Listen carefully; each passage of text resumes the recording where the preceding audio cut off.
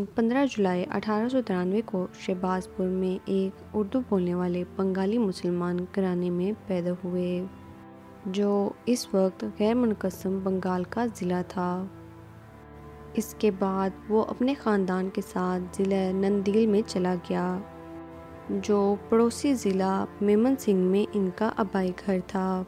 1915 میں امین نے میمن سنگھ ضلع اسکول سے کالج کا داخلہ امتحان پاس کیا۔ 2 سال بعد میمن سنگھ آنند موہن کالج میں داخلہ لے کر آرٹس میں انٹرمیڈیٹ کیا۔ اس نے 1919 میں انگریزی ادب میں بیچلر کی ڈگری حاصل کی۔ گریجویشن کرنے کے بعد امین نے مقامی اسکول غفار گاؤں اسلامیہ گورنمنٹ ہائی اسکول اور پھر کلکتہ کے ایک اور مقامی اسکول میں تدریس کی پوزیشن حاصل کی، لیکن انہوں نے قانون میں اپنے کیریئر کو آگے بڑھانے کا فیصلہ کیا۔ انہوں نے 1924 میں قانون اور انصاف میں LLB کی ڈگری حاصل کی اور اسی سال بار کا امتحان پاس کیا۔ امین نے اپنے کیریئر کا آغاز میمن سنگھ جج کورٹ بار میں شمولیت کے بعد کیا۔ 1929 میں امین کو میمن سنگھ لوکل بورڈ کا ممبر مقرر کیا گیا اور بعد میں 1930 میں میمن سنگھ ڈسٹرکٹ بورڈ کا ممبر بنایا۔ 1932 میں برطانوی حکومت نے انہیں میمن سنگھ میونسپلٹی کا کمشنر مقرر کیا۔ 1937 میں امین کو میمن سنگھ ڈسٹرکٹ بورڈ کا چیئرمین مقرر کیا گیا۔ یہ اسائنمنٹ 1945 تک جاری رہا۔ اس دوران امین کی سیاست میں دلچسپی بڑھ گئی۔ وہ محمد علی جناح کی قیادت میں آل انڈیا مسلم لیگ کے ابتدائی رکن بن گئے۔ 1944 میں وہ بنگال پروویژنل مسلم لیگ کے نائب صدر منتخب ہوئے۔ 1945 میں امین نے ہندوستانی عام انتخابات میں حصہ لیا اور بھاری اکثریت سے کامیابی حاصل کی اور اگلے سال بنگال لیجسلیٹو اسمبلی کے اسپیکر جنرل کے طور پر منتخب ہوئے۔ امین برٹش انڈیا میں بنگالی مسلمانوں کے حقوق کے لیے لڑتے ہوئے مشرقی بنگال میں محمد علی جناح کے قابل اعتماد لیفٹیننٹ بن گئے۔ 1946 میں جناح بنگال کے دورے پر آئے جہاں امین نے ان کی مدد کی۔ انہوں نے بنگالی قوم سے وعدہ کیا کہ وہ ایک جمہوری ملک بنائیں گے۔ مشرقی بنگال میں امین نے مسلمانوں کے اتحاد کو فروغ دیا۔ اسے بنگالی آبادی کی طرف سے وسیع منظوری کی درجہ بندی حاصل تھی۔ جناح کی موت کے بعد امین کو ستمبر 1948 میں خواجہ نظام الدین نے مشرقی بنگال کا وزیر اعلیٰ نامزد کیا جو جناح کے بعد گورنر جنرل بنے تھے۔ امین نے آبادی کے لیے اپنے امدادی پروگرام کو جاری رکھتے ہوئے مشرقی بنگال میں مسلم لیگ کے لیے کام کیا۔ بطور وزیر اعلیٰ ان کے تعلقات وزیر اعظم لیاقت علی خان اور پاکستان کے گورنر جنرل خواجہ نظام الدین کے ساتھ خاصے کشیدہ تھے۔ لیاقت علی خان کے قتل کے فوراً بعد امین کو سپلائی کا وزیر مقرر کر دیا گیا۔ وہ 1947 سے 1954 تک پاکستان کی قومی اسمبلی کے رکن کے طور پر منتخب ہوئے۔ امین خطے میں کمیونسٹ پارٹی کے اثر و رسوخ کا مقابلہ کرنے میں ناکام رہے جس نے بڑے پیمانے پر 1952 میں زبان کی تحریک کو بڑے متحد عوامی احتجاج میں تبدیل کرنے کا سہرا لیا۔ امین کے بطور وزیر اعلیٰ کے دور میں گورنر جنرل نظام الدین نے وفاقی حکومت کے اس موقف کو دہرایا کہ جب بنگالی تقریباً تمام مشرقی پاکستانیوں کے ساتھ ساتھ مجموعی طور پر پاکستانیوں کی اکثریت کی زبان تھی لیکن ایسا نہیں ہونا چاہیے، اسے اردو کے برابر قومی زبان سمجھی جاتی ہے۔ اس کے جواب میں بنگالی زبان کی تحریک نے ترقی کی اور حکمران مسلم لیگ مشرقی پاکستان میں مقبولیت کھو بیٹھی۔ نظام الدین اور امین دونوں مشرقی پاکستانی آبادی کو مغربی پاکستان کے ساتھ ضم کرنے میں ناکام رہے اور بالآخر مشرقی پاکستان مسلم لیگ نے صوبے کا اہم انتظامی کنٹرول کھو دیا۔ امین کے خلاف عوامی عدم اطمینان اکتوبر 1951 کے بعد سے بڑھ گیا تھا جب نظام الدین وزیر اعظم بنے تھے۔ امین نے اختلاف کرنے والوں کو مسلم لیگ کی صفوں سے نکال دیا لیکن ایسا کرنے سے پارٹی کی مخالفت کو تقویت ملی۔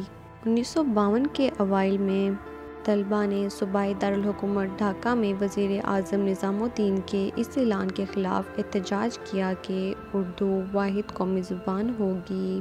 بد امنی کے دوران سویلین ایسٹ پاکستان پولیس نے فائرنگ کی، جس سے 4 طلبہ کارکن ہلاک ہو گئے۔ اس سے خطے میں مسلم لیگ کی مخالفت میں مزید اضافہ ہوا۔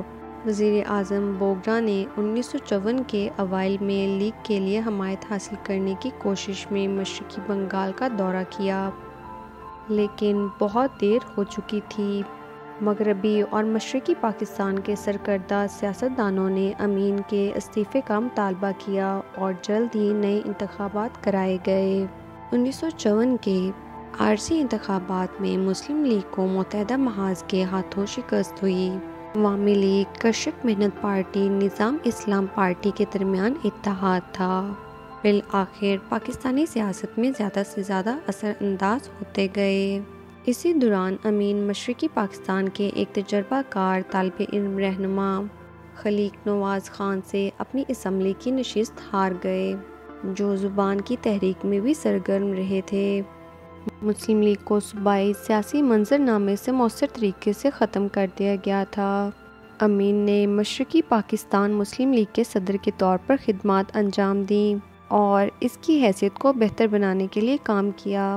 اس دوران پاکستانی حکام نے اصلاحات کیں، جن میں اردو کے ساتھ 1956 میں بنگالی زبان کو سرکاری درجہ دینا بھی شامل تھا۔ لیکن آرمی کمانڈر جنرل محمد ایوب خان نے اکتوبر 1958 میں صدر اسکندر مرزا کی حکومت کے خلاف کامیاب بغاوت کی۔ بغاوت کے بعد مارشل لا نافذ کرنے کے بعد امین کا سیاسی کیریئر روک دیا گیا، کیونکہ ایوب خان نے ملک میں تمام سیاسی جماعتوں کو ختم کر دیا۔ امین نے 1965 کے صدارتی انتخابات میں ایک امیدوار کے طور پر حصہ لیا۔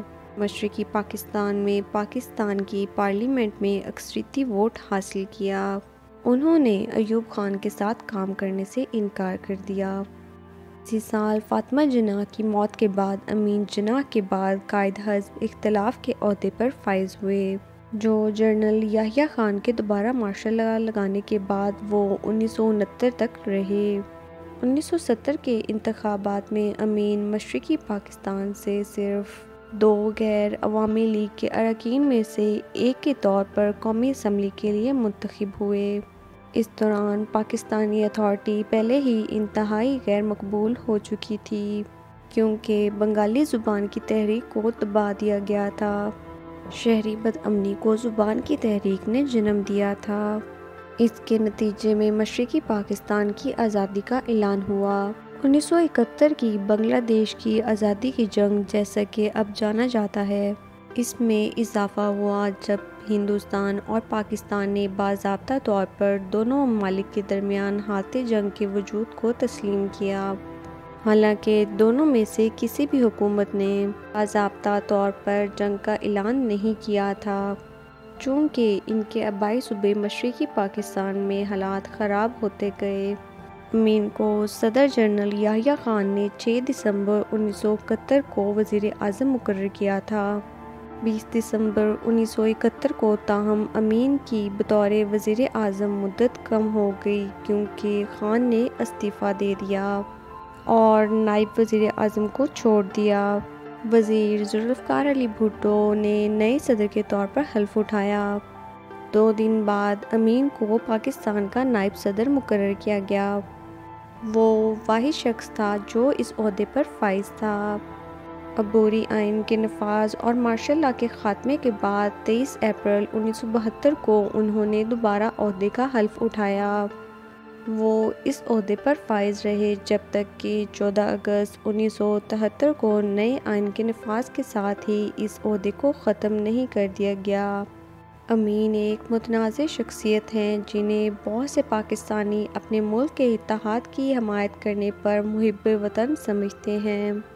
امین مغربی پاکستان میں رہے جبکہ ان کے آبائی علاقے نے عوامی جمہوریہ بنگلہ دیش کے طور پر آزادی حاصل کی۔ وہ 2 اکتوبر 1974 کو راولپنڈی میں 81 سال کی عمر میں دل کا دورہ پڑنے سے انتقال کر گئے اور وزیر اعظم ذوالفقار علی بھٹو نے ان کی سرکاری تدفین کی۔ انہیں جناح کے مقبرے میں دفن کیا گیا۔ اس کا مقبرہ خاص طور پر ڈیزائن کیا گیا تھا۔ نور الامین قائد اعظم کے قابل اعتماد لیفٹیننٹ اور تحریک پاکستان اور پاکستان کے لیے ایک بہادر جنگجو تھے۔ اس نے اپنے آپ کو یکجہتی کا صلیبی ثابت کیا اور اپنی کوششوں، ذہانت اور اپنی جدوجہد سے اپنے لیے اعلیٰ ترین مقام حاصل کیا۔